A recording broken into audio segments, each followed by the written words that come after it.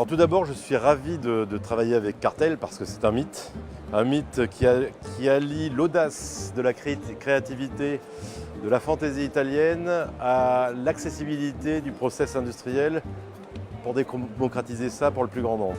Et puis, alors c'est un petit pas, on a fait des choses très modestes, mais en fait c'est un peu la démarche que j'aime, la modestie, ensemble, à savoir à travailler sur des petites attentions.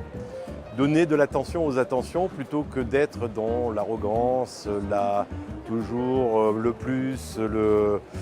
Et donc, je privilégie toujours un travail sur l'universalité, la singularité ensemble. Ça paraît paradoxal, mais c'est l'ambition d'aujourd'hui, sur des choses qui restent intemporelles.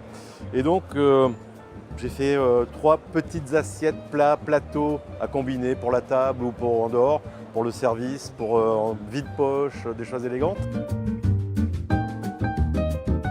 Alors c'est un projet finalement humble, mais qui utilise un plastique dit noble parce qu'il est froid. En fait, c'est de la poudre fritée, ça ressemble à de la mélamine, c'est un autre type de composite. C'est-à-dire que c'est des plastiques qui résistent à la chaleur, ce n'est pas un thermoplastique, et qui permet d'avoir des finitions qui sont plus minérales. Alors j'ai choisi une gamme de couleurs qui sont des couleurs naturelles de minéraux, type Natural Colors of Japan, et puis des couleurs de fond de teint de femmes. Il y a une autre collection où c'est que des couleurs poudrées, chères, un peu plus foncées, presque terracotta, et parce que je voulais que ça s'intègre naturellement dans l'intérieur. Je pense que Cartel a déjà pléthore de propositions dans la fantaisie, dans l'originalité, dans le choc comme ça de couleurs, de transparence, l'éclat. Et j'avais envie d'un autre propos pour Cartel, à faire des choses un tout petit peu plus dans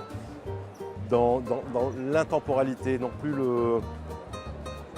l'instantanéité de la tendance, de la mode, mais dans quelque chose qui est plus intemporel.